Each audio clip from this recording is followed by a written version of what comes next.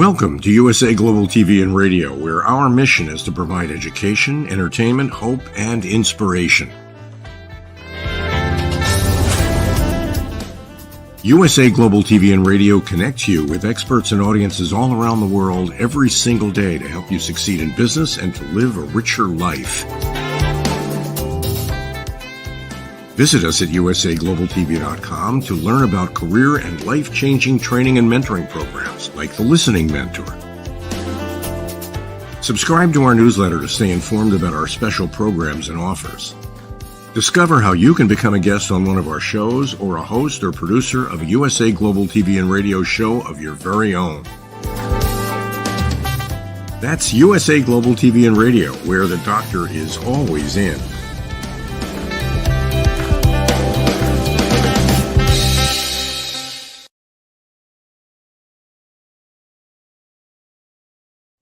Hello, everyone. Welcome home to USA Global TV and Radio, where we provide world-class education, entertainment, hope, and inspiration. I'm Dr. JACALYN KERBECK, and our show today is Food and Our Emotions. We're going to be discussing food cravings. I'm starving already. I can't wait to get into this topic. Our expert in-house is here, Mr. red.olaughlin. He is a longevity strategist, researcher, and expert, as well as many other things. Let's bring him out. He's joining us from Texas in the United States. Hello, Red. Howdy, y'all. Howdy, y'all. I know that's a real thing now that you told me that. Well, y'all is basically a group of people, but plural of y'all is all y'all. And so how many people are in all y'all? Well, it depends. You could have a small group over here and you say, Dr. JACALYN, I want you all to go over and do this, and Dr. Smith, I want you all to go over and do that, and Dr. Jones, I want you all to go, and I want all you all back here at 3 o'clock. So it depends on how you're using the term, but y'all is a fairly common one down here. I just find it very comfortable to use instead of the plural you. Y'all is it kind of rolls off the tongue. Anyway, it's friendly. Yeah, it's friendly. But today we're talking about food and emotions, and we've really concentrated a lot on diets and not so much on the emotional part of it. So I thought, maybe a good intro back into the emotional part of things is the topic of cravings. Is there a particular kind of food that you crave, Dr. JACALYN? Unfortunately, sadly, two things that I do crave. And before I go into it, yesterday I went for my annual physical, thinking of you. And in Spanish and then in English, they have good carbohydrates, bad carbohydrates. And so there were 5 bad carbohydrates, and I eat 2 of them on a regular basis: pizza and sugar. Very bad. So they're my cravings. And the funny thing is, you already know this, I wasn't eating them for years, and now I'm eating them again. I'm just so disgusted with myself. I gained 1 pound and 2 ounces since 18 months ago. So that was better than what I thought, but I think I should be going down the other way, because we start packing weight on year after year, and then you're a big weight. Okay, is that 1 pound a muscle, or is that 1 pound of fat that you gained? I don't know. It was just on a regular scale. I do have a lot of muscle, but I have my fat as well. So, well, the schedule, the scale I talk about, that we measure all those different things. I got on it this morning for the first time in a while, and a couple up here, 1 or 2 down, but it gives me a nice dark green reading for something that I'm an excellent in. I get an orange, and when it's almost into you really need to pay attention to this one. So it's more than just a simple weight, because, visceral fat to me is a major deal. Fat is there, subcutaneous fat, but there are a lot of different measurements, and it might be worth that kind of, it's only $20 or something like that. It wasn't a very expensive one, but they have all sorts of them out there, all sorts of prices, all sorts of returns on what you're getting from it. But, I stand on it, and it's got 4 pads, metal pads, and it connects to my phone. Boom, less than 3 seconds, all that information is transferring, and ding. And anyway, but on cravings, sometimes what we have, there are external things that cause us to want to do something. In other words, let's say we were talking just before the show started. that there's a gala that you might be going to here very shortly, and there's probably going to be a lot of food, but you could even be at a friend's house and they're having a food there. It could be advertising. In some cultures, it centers around food. You go to a restaurant, there's a food event. If you're doing a book signing and part of that event has food, there's a lot of external things that put us in extremity to an extent, because all of a sudden we're not hungry before we walk in the door, but all of a sudden we start seeing stuff, smelling things, hearing people, and thinking, I remember how good that tastes. And let me just double check and make sure it still tastes that good. But internally, we also have a food craving that comes up. And maybe let's say that you haven't had a pizza in 3 months and you go by and you smell one, that dietary restraint is going to come back to you and say, no, hey, you haven't had me in a while. And sometimes we want to, I've worked pretty hard this week. I think I'm gonna go out and have a really nice dinner, and it's going to be a Mexican or Italian or whatever it may happen to be.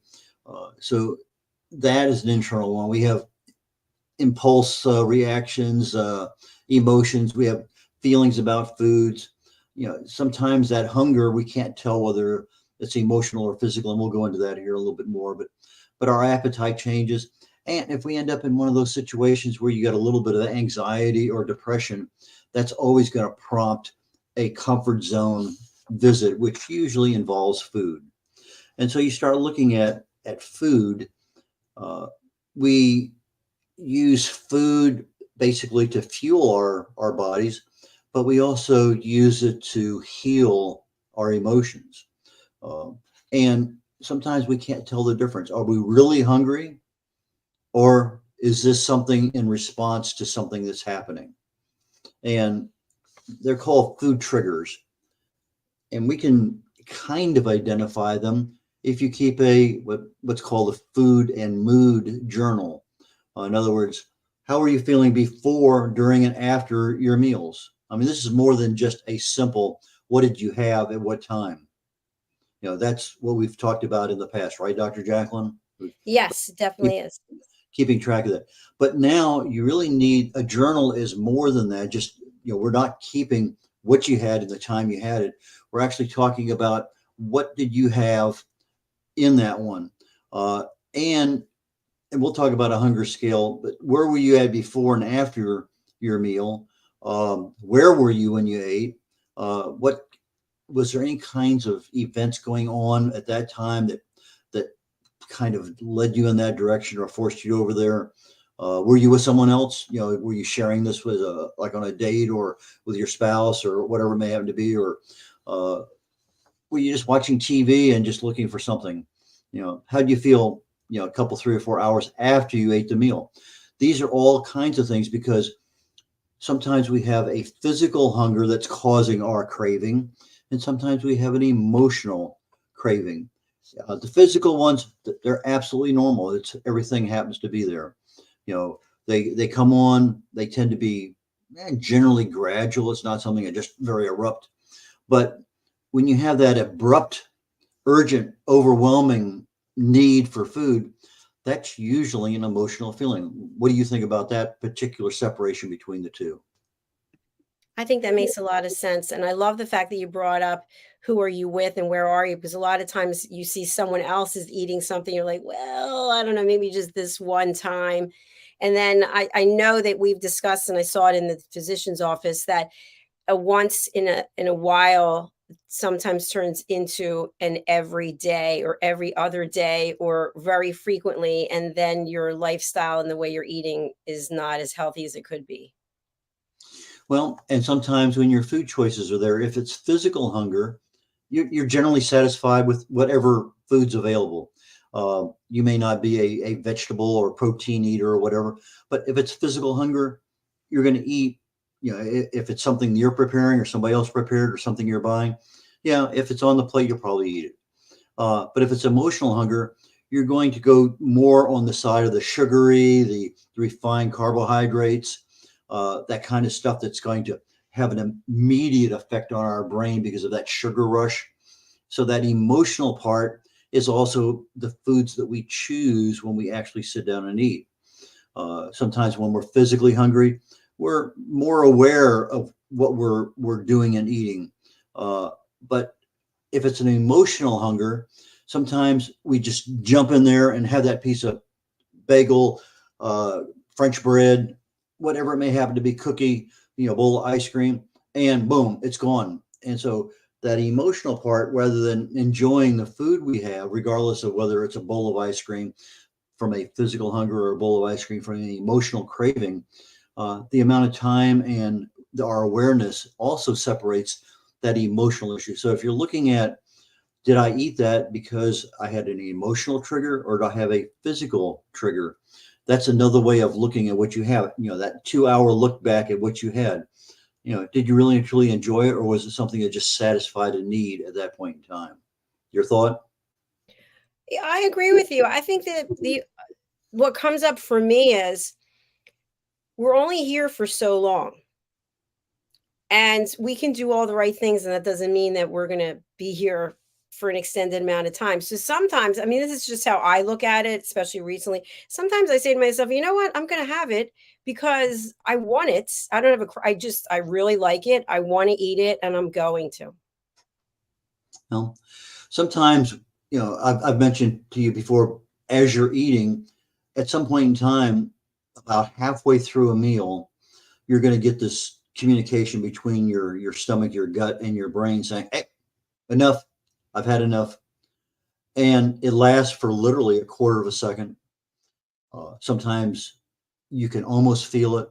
But if you're in tune to the fact that, yeah, it's there, it's going to be a very strong feeling. It may actually last for a second or longer. And you can put your fork down and say, I'm not real. I'm satisfied right now with what, and I may not have finished, even on a salad plate, I may not have finished everything. So if you look at when you are actually relieved of that hunger feeling in your stomach, if it's a physical hunger, we could literally stop before we're done and walk away from the table.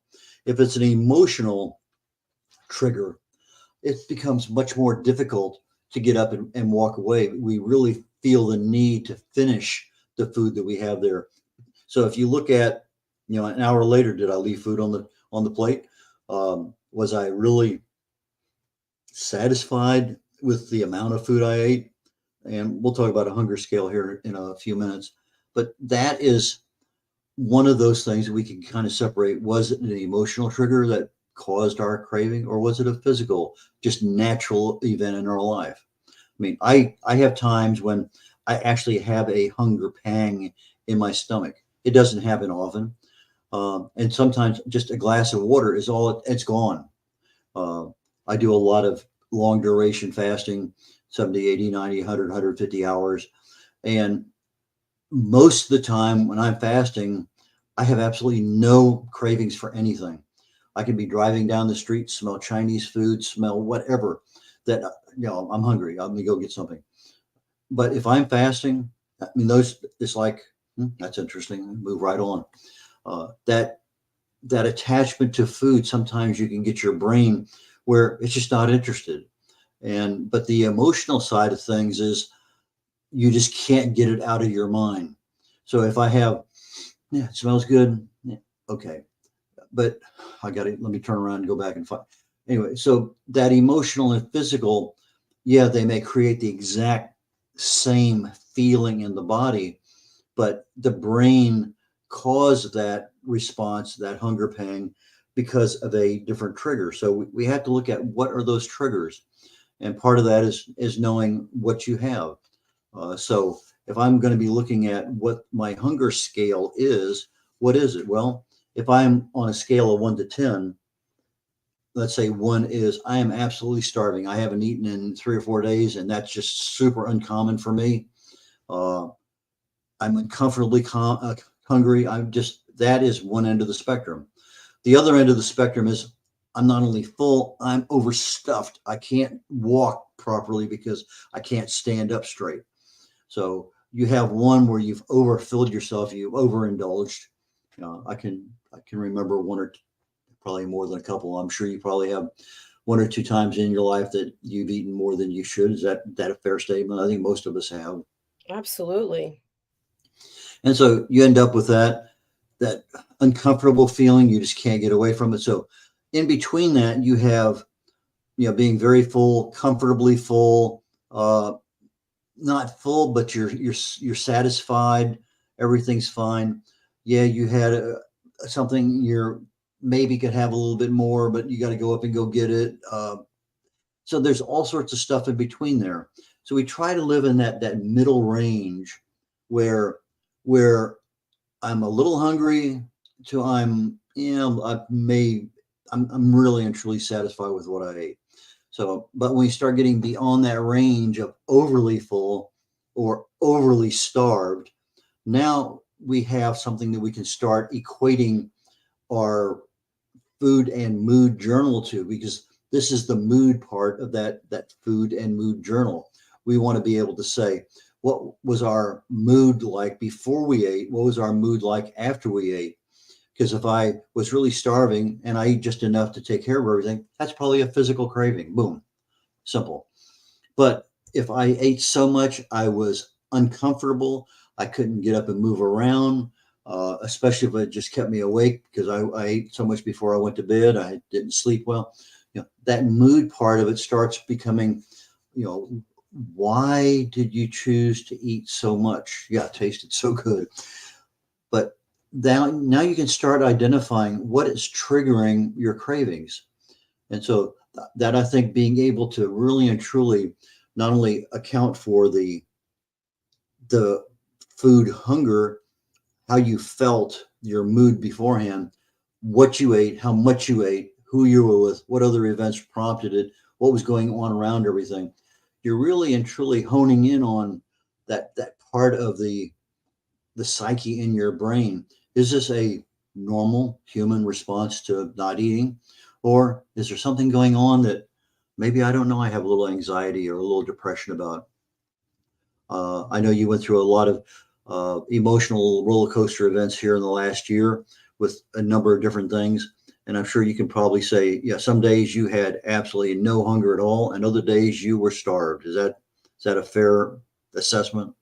Yes, it definitely is. And I mentioned before that I really have to get back onto a better lifestyle. I have 2 meals a day. One is really healthy and the other one is not. It's the bagel. I'm still going with the bagel. Today I had 2 chocolate covered pretzels, like the small ones, but it's not good. I know.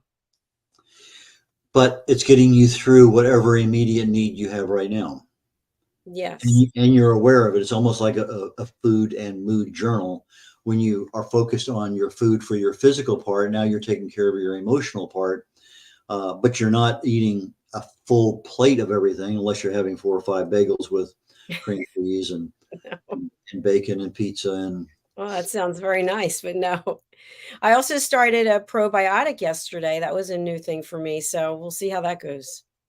but sometimes we can also take, maybe the better word is assess. If I'm gobbling everything down, maybe that's more of an emotional response to what my needs are, as opposed to sitting there, taking a bite, eating it, enjoying it. The taste in the mouth, the texture. What can I actually taste in my mouth if I'm eating something? If all I'm taking is a piece of steak, obviously that's all I have. But if I'm, have a little bit of, maybe a green bean with a little mashed potato along with my steak, can I actually taste the texture of the green bean, the texture of the steak, and the texture of the mashed potato? Yes. Can I actually taste the flavor of each one? Am I getting some unctuousness, some textural satisfaction in my mouth? Because it's just not the food we're eating. It's the aromas, it's the visual cues, it's a lot of things like that. So if we slow down and listen to our body, our mouth as it's responding to what we're eating, but we also listen to our stomach and saying, I think I've had enough. Maybe now is a good time to just kind of push away from the table. If I'm hungry in 10 minutes, I'll come back and maybe finish off the plate. But literally in 10 minutes, if you walk away from the table, you're not going to finish anything. So maybe that might be an option for you to think of, Dr. JACALYN. Maybe have half your bagel and leave the other half on the table and come back in 15 minutes and see if you're really still hungry to finish it. That's a good suggestion, except I hear that voice saying, do you know how many people are starving around the world and you're wasting the food? So maybe I only take half a bagel out and then put the other half away. That's almost like putting a salad plate out, isn't it? Yes, I guess it is. Oh, so you can do portion control before you ever start eating. Yeah, I like it. Or I Well, can stop buying this food to begin with. well, sometimes that's the solution, but then all of a sudden you have that craving and nothing's around. You don't want to leave at night to go buy something. You got things going on. You can't leave in the middle of the day, and it's so much easier if they happen to have one in the refrigerator or the cabinet. And so now you're in between. You're going to err on the situation. I'm going to respond to my emotional feeling as opposed to my physical feeling.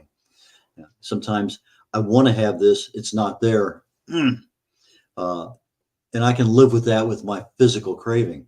But if I have an emotional craving, I'm going to have a much deeper, more whole body response to, I feel like I really need that right now. And so that's another way of telling the difference between, are you really paying attention to the messages that are out there in your universe?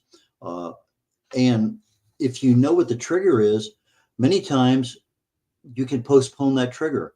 Like I say, when I have a hunger pang, most of the time, a glass of tea, unsweet, a glass of water, cold, generally, but sometimes it doesn't matter the temperature.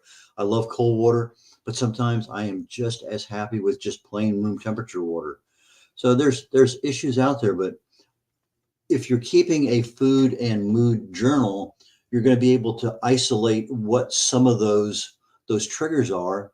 If you have a boss that's overly tough on you today, and you get home and you say, I just need to sit down, have a couple of beers, watch TV and relax. Well, that's probably an emotional response. You didn't have that. You may be hungry, but not necessarily for a couple of beers.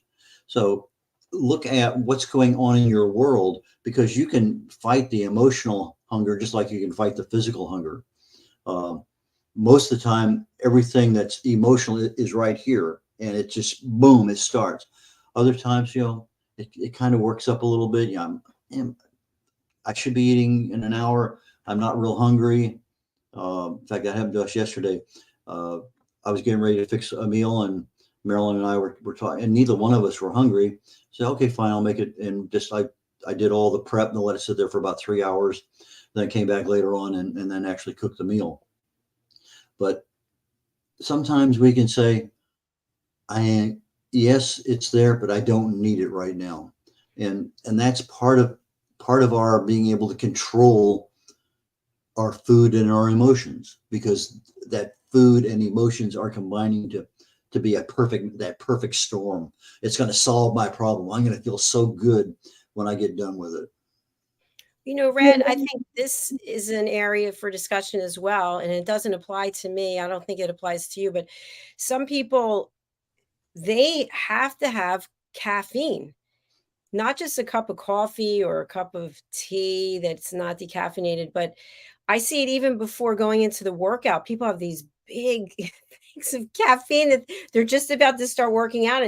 And I haven't had caffeine in years. So what is it, do you think, that the role that caffeine, now people are doing those, I don't even know what they're called. It's like a shot of caffeine. You can buy it, and when you go to check out, they have it, or espresso. But that, I believe, is probably a craving and also an addiction, isn't it? Well, I was going to come right back with the word addiction. You have something that the body craves, except now it's a physiological response. And it can also be a habit too. You wake up in the morning, first thing you want is your cup of coffee. A lot of us have been conditioned over decades. You wake up, you eat. I wake up, I'll have my glass of water, glass of tea or whatever. I probably won't eat until 3 or 4 or 5 o'clock in the afternoon. And that is, it's not something, it's just, I feel comfortable not eating. I would like to have some water. I'd like to have something in my stomach to take that need. But if I'm crossing over between a habit, an addiction, an emotional craving, all of those things have a little different view from our brain and body perspective. We talked about the difference between a gradual need for something and something that's immediate. That gradual pang will maybe come and then go, maybe be a little bit stronger. But an emotional one is going to be sharp and it's going to be incessant. It's not going to just go away. I want that and I want it now. And so we tend, in an emotional world, we tend to become fixated on a certain kind of food. I'm going to use bagel because it's a simple, easy one. I could use cookie, ice cream, beer, it doesn't matter. But I get on a particular kind of taste, a texture, but that food is what I want. And that's what I kind of hone in on. Whereas if it's a physical hunger, it doesn't matter. What do I have? And there's, okay, yeah, I can have that. Okay. And so those kind of things, as you're looking at what you're getting ready to eat, that craving, if it's a physical craving, that's a normal, healthy response. If it's something that's a little bit more than that, then there's probably some emotional event going on in your life, some stress that you need to address that's causing you to eat almost to an extent, maybe to an extent, that you become uncomfortably full. And when that happens, that is not a good position to be in, especially if it happens several times a week. You have that post feeling. It can be ahead of time, but usually afterwards it's regret, sometimes shame. Ahead of times it might be a self-loathing that you're feeling bad about yourself. But if it's a physical craving, a physical trigger, you're not going to have any shame or regret or loathing aspect to it at all. You're there's not I'm feeling bad about eating. It's a natural thing. I'm eating because I'm hungry. Your thought, Dr. JACALYN? Yeah, I agree with you. And I know that when you speak of intermittent fasting or fasting, this is something that we can plan to do. And once we do it, because I haven't done it in a long time, you feel more empowered and you feel like you're more in control, because these food cravings or addictions, they really can take you over. And then you feel bad about yourself after you let yourself start eating like that again. What do you think? Absolutely. I've mentioned before on some of the talking head shows that when you're pregnant and you have gestational diabetes, 100 years ago, doctors would automatically go to the mother is probably chromium deficient because the baby is growing, the fetus is growing, and it's stealing chromium from the mom. The doctors would prescribe a diet that was high in chromium, or they would have some type of supplement. Boom, blood sugar levels go down. But nowadays, that diabetes associated with pregnancy, gestational diabetes, is something that they don't even treat from a nutrition perspective. But there are a lot of things that when you're chromium deficient, you want sweets. And the same thing, carbon and phosphorus and sulfur. Those nutrient deficiencies, whether it's a vitamin or a mineral or whatever, they have a tendency to push us in a certain direction. Yet, if we are eating vegetables and nuts and fresh fruit and other kinds of things, we get the necessary nutrients that we need on a regular basis. If I'm deficient, say, in magnesium, one of my go-to things might be chocolate, because that's one of those things that magnesium lack of deficiency says, that chocolate is really what I want right now. So there's a lot of things. If you look at what are you craving, it may be not the emotional part, not the physiological. Well, it's physiological because of a vitamin or nutrient deficiency. But, you talked about coffee or tea. We talked about the caffeine aspect of it.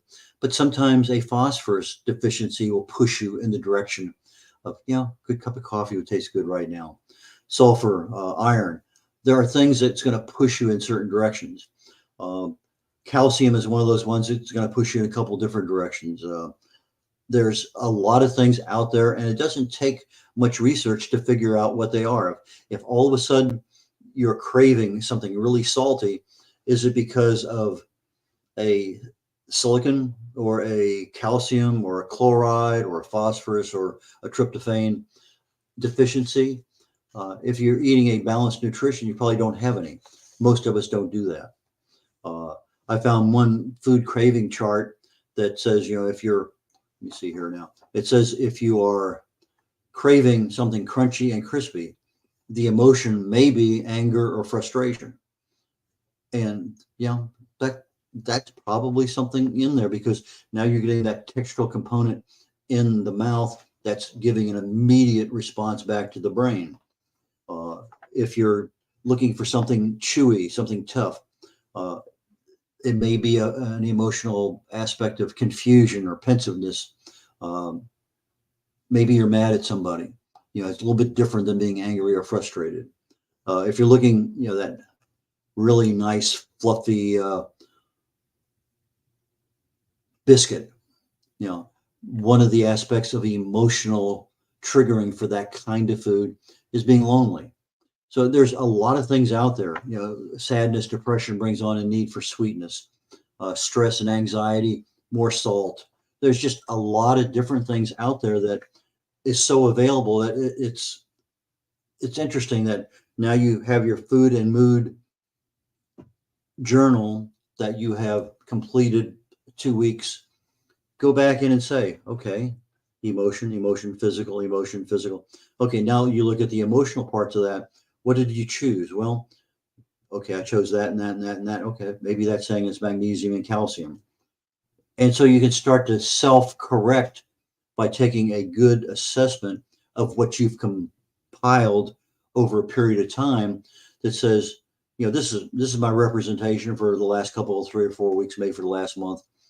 And now you're being able to accurately assess where you're at, why you're doing certain things you're doing, why you're choosing what you're doing, and what options you might have individually to say, I need to be eating more green vegetables. I need to be adding more nuts and more whatever it may happen to be. And so I think that is a way of recognizing what the craving is, being able to account for it, and being able to analyze it, and being able to self-correct. Your thoughts? Absolutely. Absolutely. I think that all makes a lot of sense. I'm taking it to heart myself and just thinking about whether or not I'm having cravings and why am I making the decisions that I'm making. Are there deficiencies that I might have because the one meal I'm eating is not healthy and I'm losing out on nutrients? So I think that it all makes good sense. So thank you for that. Yeah, when I look at the doctor, hang on one second. Doctor. Had it for a second. I can see her face. Terry Walls. Yes, Terry Walls. Thank you so very You're much. When she puts together her dietary program, it basically includes over 30 nutrients the body needs on a daily basis.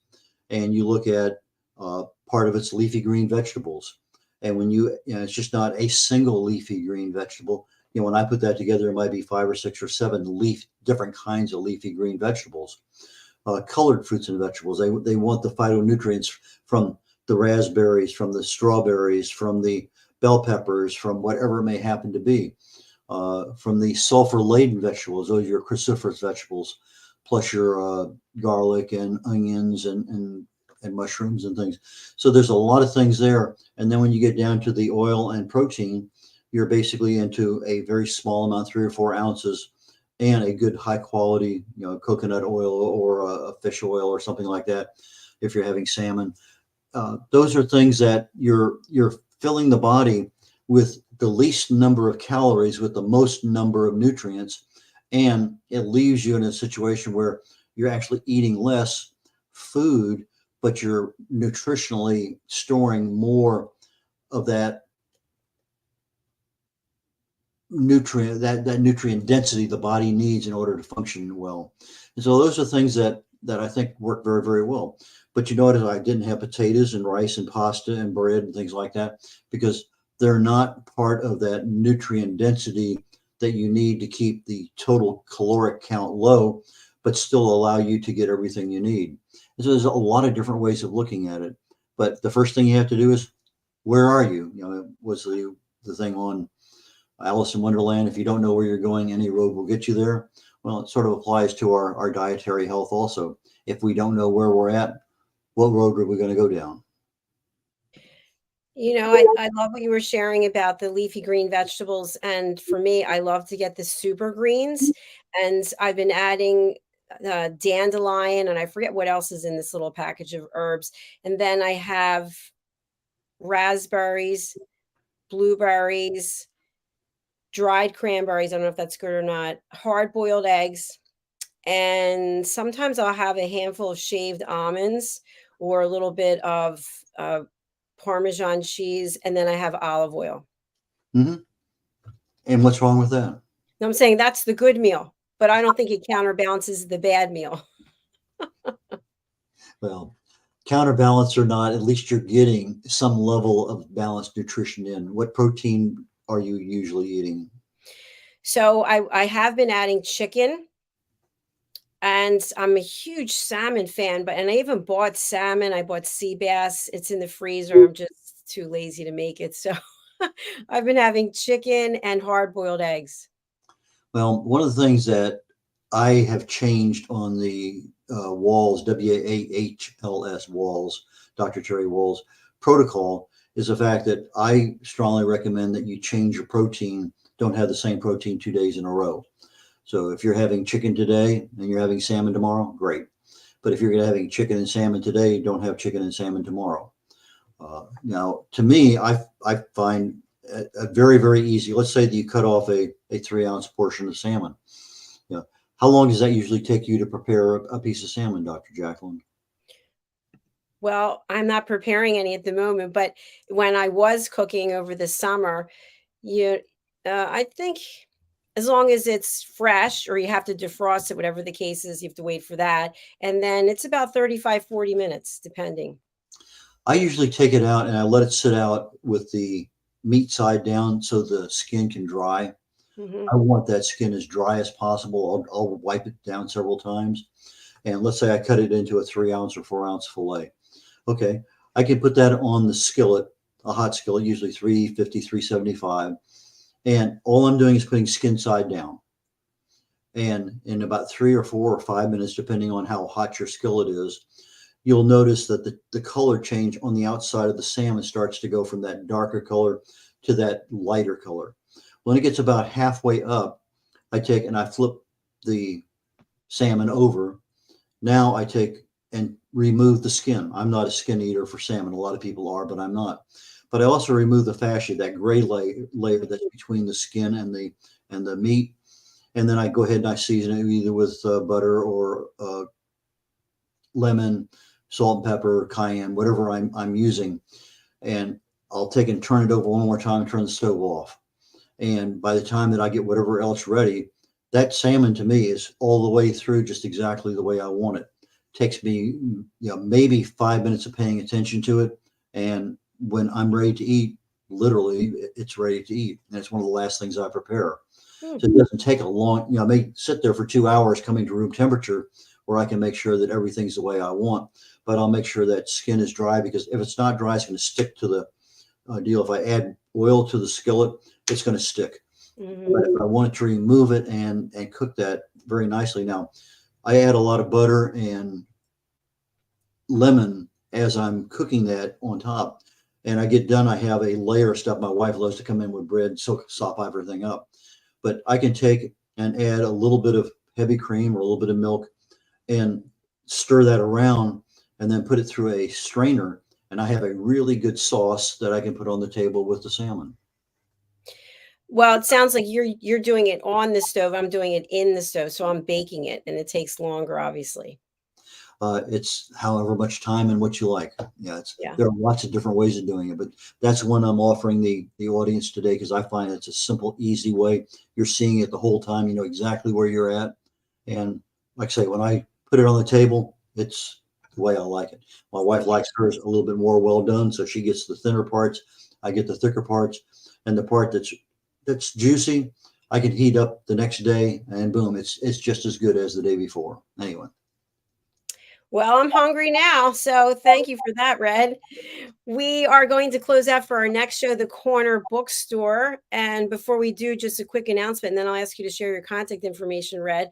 We have a brand new show starting this evening. It's the Resume Whisperer with Joseph Stetter. And Joseph came to us through Google, and we did some work together. He was on our reunion show last year, and now he has his own show, which is today, Thursdays at 5 p.m. Pacific Time, 7 p.m. Central Time, 8 p.m. Eastern Time, and 1 a.m. BST time. So join us for that right here. Red, what's the best way for people to get in touch with you, and who would you like to contact you? I'm a book coach. I'm a book publisher, independent publisher, and I'm also a speaker. So if you want a speaker, you need somebody to talk about a book, publishing a book, more than happy to address those issues. My preferred method is just give me a call on the phone, 281-687-1188, 281-687-1188, or just email me, red, like the color, red, .olaughlin, OLAUGHLIN. So it's red.olaughlin, OLAUGHLIN at gmail.com, or go to red.olaughlin.com and my contact information is there. Hey, Red, thanks so much. We look forward to seeing you later today for the Wise Ones and then Talking Heads. I'm looking forward to it myself. All right. See you later. Bye. Bye, y'all. Bye. And just a quick announcement for any of you who are in the Philadelphia, Pennsylvania area in the United States of America. I will be so excited, super excited to share the stage with a number of female world leaders. And that is for a conference that's coming up. It's the World Summit on Women and Girls.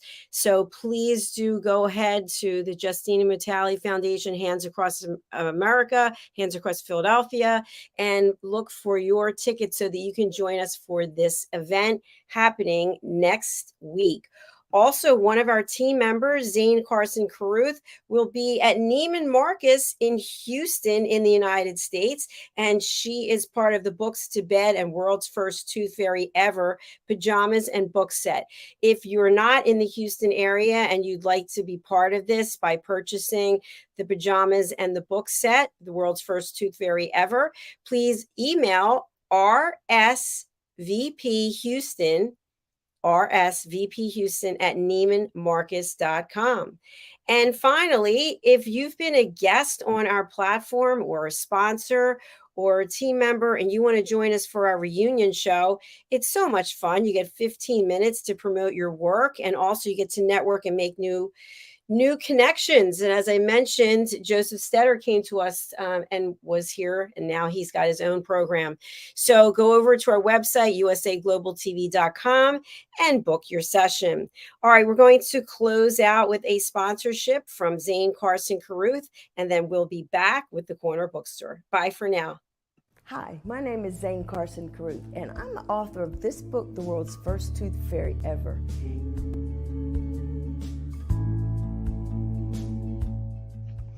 Reading is magic. Studies have shown that reading to your children lays the foundation for greater success in life. Reading helps develop language and vocabulary skills. It helps improve memory, and it encourages curiosity and inspires creativity. The benefits are immeasurable, and as a parent, you'll benefit too. In only 10 or 15 minutes a day, you'll be creating more memories and a bonding experience that will last for years to come. So take time to read to your children. Read them books about things that engage and interest them. Tales of fairies and magic fascinate children, and as everyone knows, the Tooth Fairy is at the top of the list. If your child loves magic, wands, adventure, and what child doesn't, you'll love reading them books from the trademarked series, The World's First Tooth Fairy Ever. Follow along as Abella, the world's first tooth fairy, accidentally starts the Tooth Fairy tradition. Learn the tricks of being a professional tooth fairy in the book, Abella Starts a Tooth Fairy School. Your child's imagination will soar as you read the adventures of Abella and her magic wand.